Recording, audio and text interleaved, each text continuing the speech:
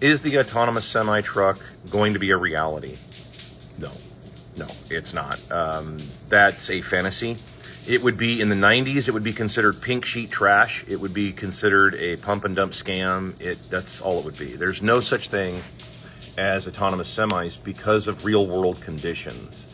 You'll notice that they always show these so-called autonomous semi ideas, and it's like perfect weather conditions, and it's really like, dude, yeah, that's not reality. The reality is that no, none of that stuff's actually going to. You might have a very, very, very, very limited use when it comes to maybe going from one RDC to another RDC, and they're kind of close by within maybe 50, 100 miles or something like that. You might. Then again, the question is that what happens if somebody does get hurt? Who gets sued? See, right now they can dump it on the drivers and say, oh, driver error.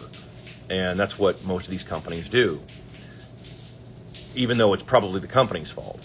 Yeah, so, yeah, that's the problem. And, of course, if you're thinking like, oh, well, you just sue the company that don't, like, no, they're going to find a way around that.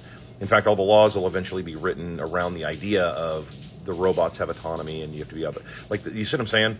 Like, then nobody becomes responsible. Like, there's a practical reality that everybody forgets. Some of you watch a little too much Star Trek, and start thinking that, like, yeah, the future can be like, no. There's also the practical reality of how you power all that stuff. There's too many logistical problems. There's a reason why they're flooding the country with H-1Bs to drive these trucks. There's a reason why they're putting basically any idiot behind these trucks now, because they can't afford to pay American drivers to do this stuff anymore. They just can't. Well, they can. I know that there's going to be a bunch of people saying, no, the record profits, blah, blah, blah. Dude, they can, but they can't, because they know that if the wages start going up for truck drivers, that means the wages, everything downstream of that starts going up. And when that happens, then American people, start paying off debt. And they cannot have you, I've talked about this dozens of times, they cannot have you paying off debt. If you start paying off too much debt, it creates the overheated economy. We've been over this.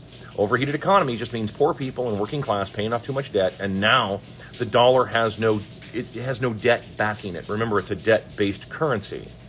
So they can't have people doing that. They certainly can't have Americans doing that. And on top of that, you have a declining economy, meaning that there's just less demand. There is. Like, I know there's a bunch of people saying there's a labor shortage and there's a shortage of housing. No, there's no shortage of any of this stuff.